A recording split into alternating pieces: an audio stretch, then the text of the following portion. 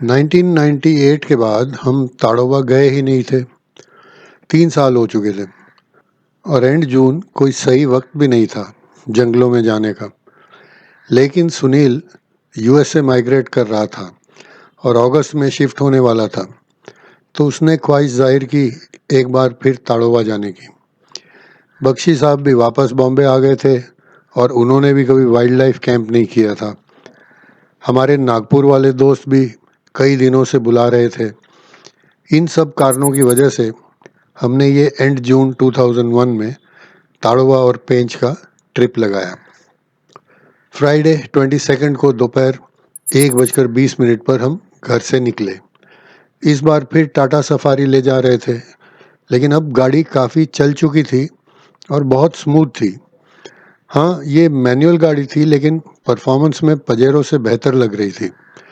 1 घंटे बाद थाना बाईपास का भिवंडी एंड क्रॉस किया और 2 घंटे 50 मिनट में हम नासिक में थे।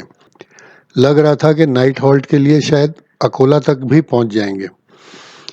नासिक की सड़कें काफ़ी चौड़ी कर दी गई थी और हमारी हाईवे वाली वाइन शॉप पता नहीं कहाँ चली गई थी, तो और बियरें बाहर निकलकर कुणाल होटल से ही खरीदी। क्योंकि सफारी का फ्यूल टैंक पजेरो से छोटा है, उसे जल्दी भूख लग जाती है, तो चांदवाड़ से पहले ही रुककर डीजल भरवा लिया। 63 लीटर 19 रुपये 51 पैसे के हिसाब से। धुलिया से राइट लगाकर NH6 पकड़ लिया और सिग्नेचर और सोडा की सहायता से खाना वाना खा के हम 12:30 बजे तक अकोला पहुंच गए। रात में होटल ग्रीनलैंड ढूंढने में कोई गलती हो गई और हम एक होटल वीनस इंटरनेशनल में पहुंच गए। अब हम 4 थे तो 2 रूम लिए, 201 और 211, जिनका किराया, सुबह की चाय, टैक्सेस सब मिलाकर 625 रुपये हुए। ये ग्रीनलैंड से काफ़ी सस्ता था और हमें तो सिर्फ रात सोना ही था। 7:50 पे सिर्फ चाय पीकर हम अकोला से निकले और बगैर रुके हुए अमरावती से चांदूर की रोड पकड़ ली। 11:20 पर पुलगांव रुककर सारे प्रोविजंस ले लिए और सफारी के लिए 56 लीटर डीजल। इस बार देवली हिंगन घाट क्रॉस करके अंदर की सड़क नहीं ली, सीधे जाम चले गए। ये रोड बड़ी भी है और बेटर भी। जाम की हाईवे इंटरसेक्शन पर एक ढाबे में लंच किया और उसी ने स्टील के ग्लास में हमें बियर पिलाई। ये वर्धा ड्राई डिस्ट्रिक्ट है ना, तो यहाँ स्टील ग्लास में ही परमिटेड है। 2:10 पे चिमूर से फ्रेश वेजिटेबल्स लिए और डीजल भी, और 3:15 तक नवेगांव पर पहुंचकर सारी एंट्री की फॉर्मेलिटीज़ की।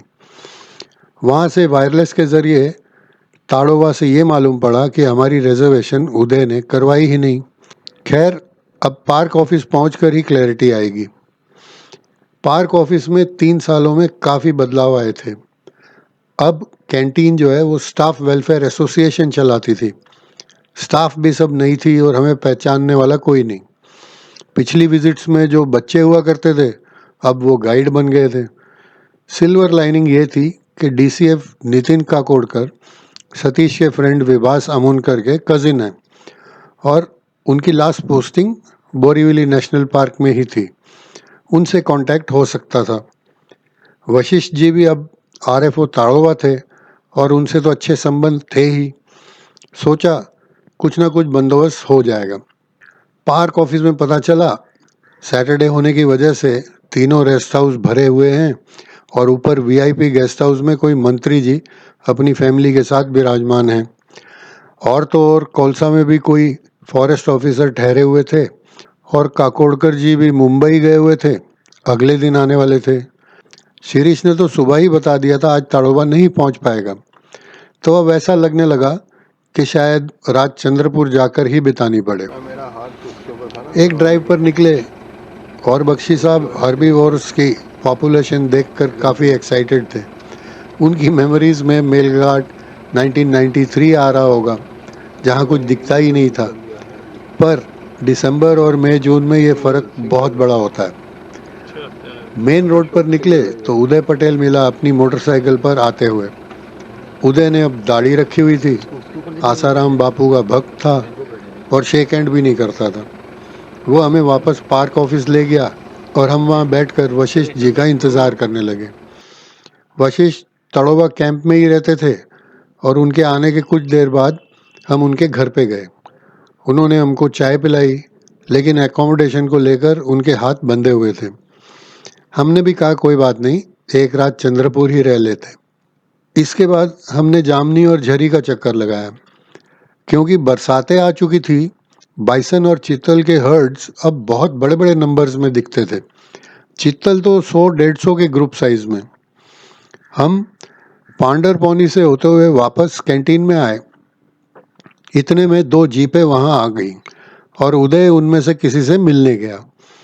ये थे अरुण तीखे, आरएफओ कोलसा। तीखे जी से भेंट हुई तो बहुत ही नर्म और जेंटल इंसान लगे। उन्होंने वहीं खड़े खड़े हमें कोलसा में 2 रूम अलॉट कर दिए। उन्होंने रात मचान पर भी बिताने की आज़ादी दे दी। तुरंत वायरलेस मैसेज से कोलसा को खबर कर दी गई और देवाड़ा गेट को भी, जिसे हमें क्रॉस करके जाना था। इस समय 50 किलोमीटर का कोलसा का जंगल का ड्राइव हमारे लिए बहुत वेलकम था। खातोड़ा वाली रोड अब बंद थी। बीच में एक नदी में बहुत पानी था, तो मुहारली की तरफ से जाना पड़ा। रास्ते में मैंने सफारी को एक बाइसन के बहुत करीब खड़ा कर दिया। बख्शी साहब तो हैंडशेक डिस्टेंस पर थे और उनकी घबराहट वाज़ेह थी, लेकिन वो बाइसन वहाँ से भाग लिया। कोलसा में हमें रूम नंबर 3 और 4 दे दिए गए और जब तक हम नहा धो के फ्रेश हुए, तीखे साहब भी हमें मिलने आए और आधा घंटा हमारे साथ बैठ के बातचीत की। सुबह चाय पीकर 5:30 एक भास्कर हजारे को साथ लेकर कोलसा के राउंड पर निकले। वो सबसे पहले हमें एक दोनी मचान पर ले गया। वहाँ से एक कोलसा में भी पांडर पावनी है, उधर का भी चक्कर लगाया और आखिर में पिपरहट्टी और कारवा होकर हम वापस आ गए। 9 बजे तक लौटे और शिरीष की कोई खबर का इंतज़ार करने लगे। उदय ने तो बता ही दिया होगा कि हम कोलसा में हैं। थोड़ा नींद भी निकाल ली। 12:30 बजे मैसेज आया, शिरीष और उदय बाइक से आ रहे हैं और हमें देवाड़ा गेट पर मिलेंगे। गेट के रास्ते में हमें कुछ बार्किंग डियर मिले, जो कि गाड़ी को देखते ही भाग लिए। शिरीष और उदय गेट पर हमारा इंतज़ार कर रहे थे। मिलने मिलाने के बाद हमने सोचा चलो काला पानी का चक्कर लगाते। काला पानी में अंदर घुसे तो हमें देख 2 घोरपड़ औरतें और उनका एक कुत्ता तुरंत भाग लिए। वो वहाँ पर मॉनिटर लिजर्ड पकड़ने आए थे। ये लिजर्ड कुछ एंट हिल्स टाइप के माउंट्स में रहती हैं। इन लोगों के कुत्ते ट्रेंड होते हैं और स्निफ कर लेते हैं कौन से माउंट में लिजर्ड छिपी है। फिर ये सभी होल्स को पत्तों से बंद कर देते हैं सिवाय एक, और उसमें एक जलती हुई रस्सी डाल देते हैं। धुएं से परेशान वो लिजर्ड बाहर निकलती है और कुत्ता उसे पकड़ लेता है। हमने सभी ब्लॉक्ड होल्स को वापस से खोला और कुछ देर इंतज़ार करके 2 टीम्स बना के नाले में उतर गए। 1 घंटा नाले में घूमते रहे, पर इस बार ना ही कोई टाइगर दिखा, ना उसके कोई आसार। बाहर निकले तो उदय वापस चंद्रपुर चला गया और हम कोलसा आ गए। आज भी संडे की वजह से ताड़ोवा पूरा पैक था। कोलसा जाकर सीधा तीखे साहब के घर गए और उनके साथ एक चाय पी। फिर एक राउंड उनके साथ भी लगाया और काफ़ी बड़े साइज के बाइसन देखे। वापस आए तो पावर नहीं थी और कुछ देर बाहर ही इंतज़ार किया। कोलसा लेक भी घूमे। रात 10 बजे पावर आई तो हम अंदर आए और कुछ तीखे जी के साथ समय बिताया। सुबह तीखे साहब हमें एक जगह दिखाने ले गए जिसका नाम है पनघट। वहाँ उन्होंने एक तालाब सा क्रिएट किया है जिससे कि जंगल और उसके निवासी जानवरों को काफ़ी राहत मिलती होगी। उस राउंड से वापस आकर हम पैक करके चले गए चंद्रपुर काकोड़कर साहब को मिलने। फॉरेस्ट ऑफिस में बैठे थे, नारायण घरकुले भी मिला। नितिन जी अत्यंत ही मिलनसार और जेन्युइन फॉरेस्ट ऑफिसर निकले। ये जानकर मुझे हैरानी हुई कि मेरे सभी नंबर्स उनके पास लिखे हुए थे। उनके पास बहुत सारी वीडियो टेप्स हैं और वो चाहते थे कि मैं उन्हें डिजिटलाइज करके ताड़ोबा पर एक फिल्म बनाऊं। ये तो काफ़ी एक्साइटिंग ऑफर था और हाँ करने में मुझे कोई झिझक नहीं हुई। उन्होंने हमारी बुकिंग वीआईपी गेस्ट हाउस में कर दी, जहां हम कई बार गए तो थे पर कभी रहे नहीं थे। इस मीटिंग के बाद शिरीष हमें एक सितारा रेस्टोरेंट में ले गया, जहां हमने बियर के साथ लंच खाया। शिरीष प्रपोज करने लगा कि इस बार पेंच भी चला जाए और हम सब इस बात पर एक्साइटेड थे क्योंकि वो देखा नहीं था हमने। वहाँ किशोर मिश्री कोटकर इंचार्ज थे और उन्होंने भी हमें एक बार बोला था आने के लिए। तो फैसला हुआ कि 2 रातें पेंच में भी बिताई जाएं। वापस ताड़ोबा आकर पार्क ऑफिस में मिस्टर देशमुख मिले, जिन्होंने हमारा बंदोबस्त वीआईपी गेस्ट हाउस में कर दिया। रात गेस्ट हाउस के वरांडे में खूब मज़े किए और सुनील भाई के बनाए हुए दाल चावल खाकर 1 बजे सो गए। सुबह सुनील की तबीयत थोड़ी खराब थी तो वो सोता रहा और हम गए एक दिलीप को लेकर लेक से पांडरपौनी की तरफ। रात भर हल्की हल्की बारिश होती रही थी तो ट्रैक्स पर पानी था और सफारी थोड़ी बहुत स्किड होती थी। जामनी की तरफ टाइगर के फ्रेश पग मार्क्स मिले, उनको फॉलो किया, लेकिन वो वाटर होल के पास आकर झाड़ियों में चले गए। आगे गए तो पग मार्क्स फिर मिले, लेकिन हमारी तरफ आते हुए। सोचा एक चक्कर झरी का भी लगा लेते, शायद लॉटरी रोड पर ही मिल जाए। नहीं मिला तो पांडरपौनी वापस आकर कुछ देर इंतज़ार किया। मेडोज में चित्तल के काफ़ी बड़े बड़े ग्रुप्स दिखे। दोपहर को शिरीष ने ताड़ोबा से ही बस पकड़ ली और नागपुर के लिए निकल गया, पेंच का सारा अरेंजमेंट करने के लिए। दोपहर को मैं और बख्शी अंबरटीरा जाकर बैठे और सतीश और सुनील पंचधारा पे सिर्फ फॉरेस्ट और उसके साउंड्स को एंजॉय किया। शाम के राउंड पर लॉटरी रोड पर झरी से लौटते हुए एक वाइल्ड डॉग दिखा। वो अकेला नहीं था और साथ ही उसके शायद अंदर कुछ शिकार की प्लानिंग में थे। हमें देखकर भी उसने जगह नहीं छोड़ी और बहुत देर झाड़ियों के पास ही मंडराता रहा। आगे निकले तो कुछ 200 मीटर आगे एक दूसरा वाइल्ड डॉग मिला और ये एक ही टीम के लग रहे थे, ज़रूर किसी शिकार में थे।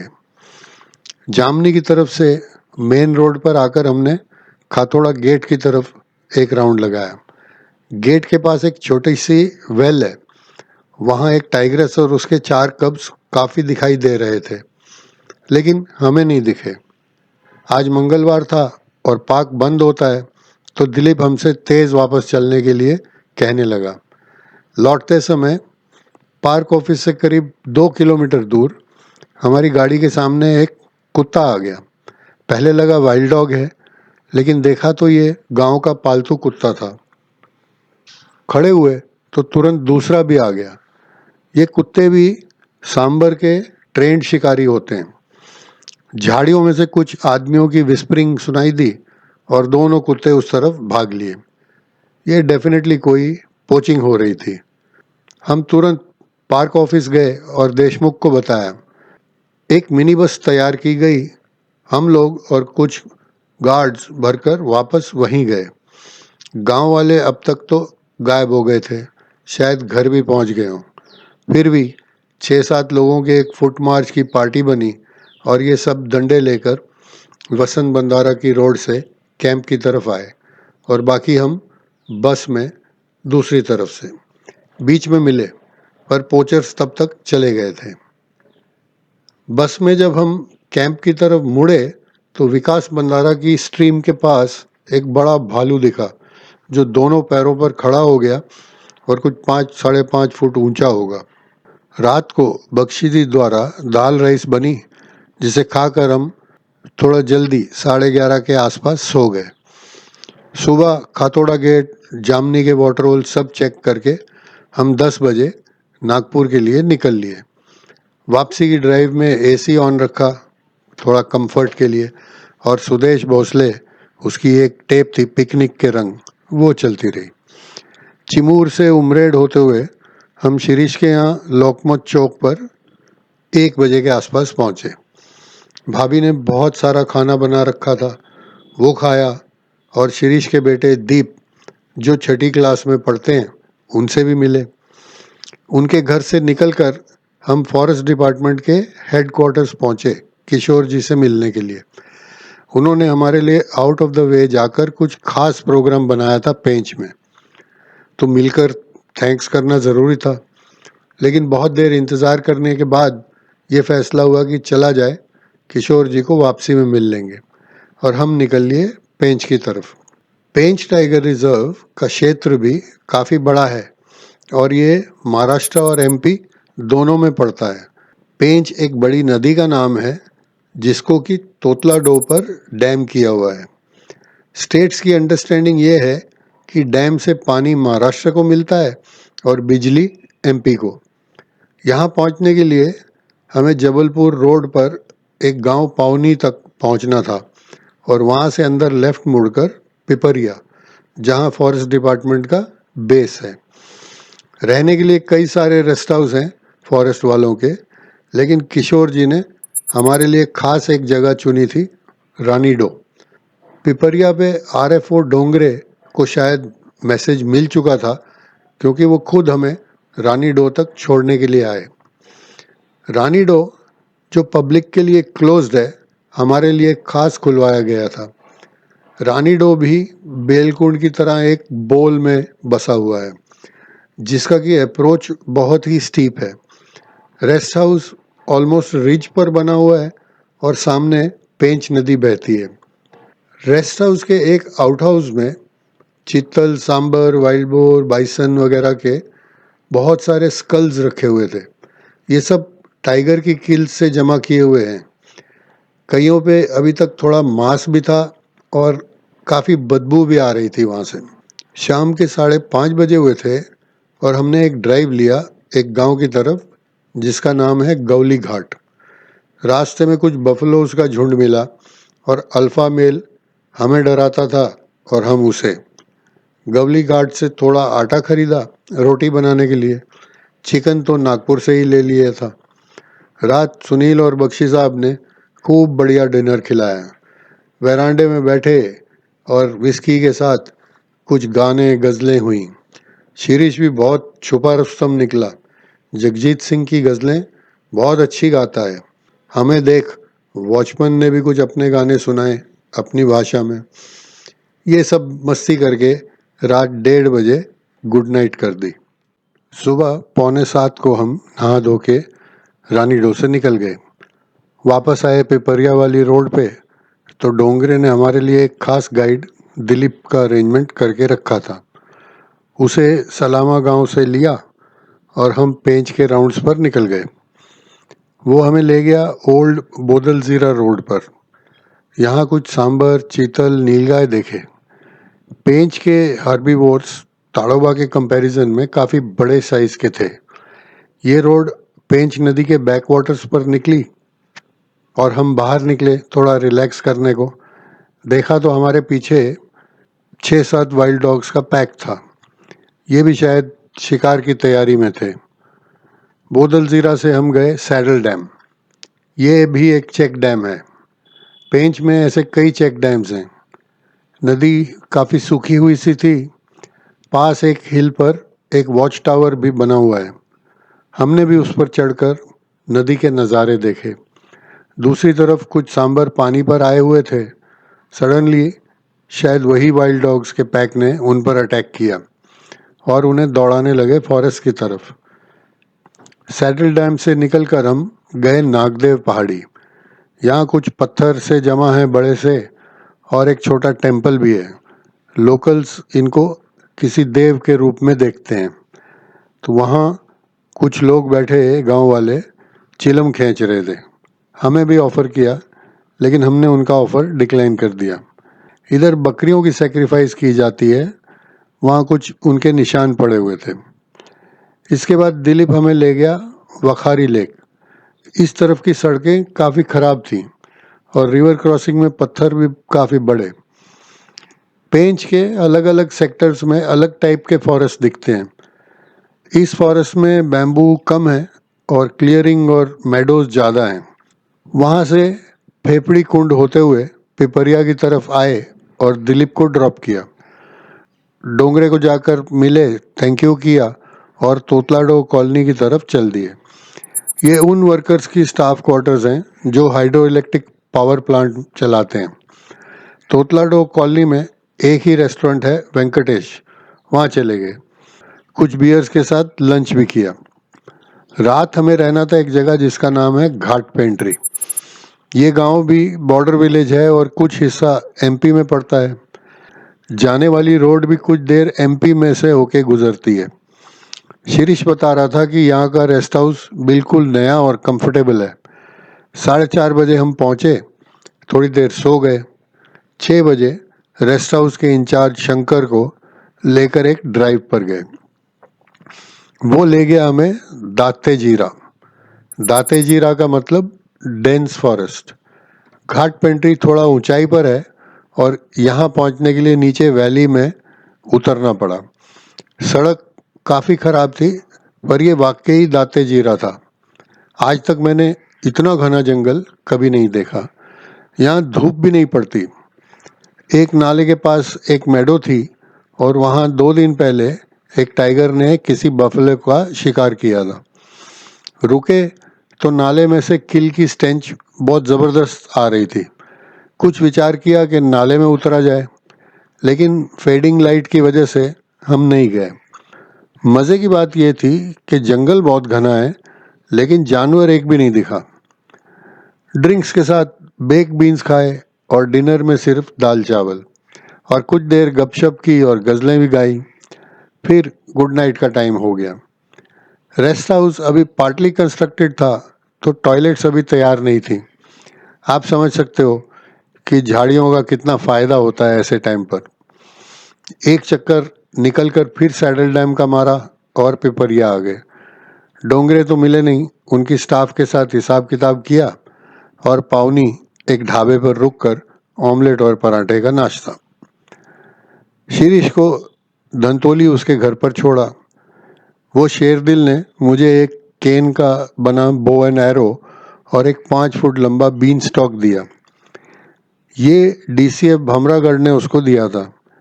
मेरे लिए ये बहुत बड़ा गिफ्ट था जो आज भी मेरी दीवारों को सजाता है।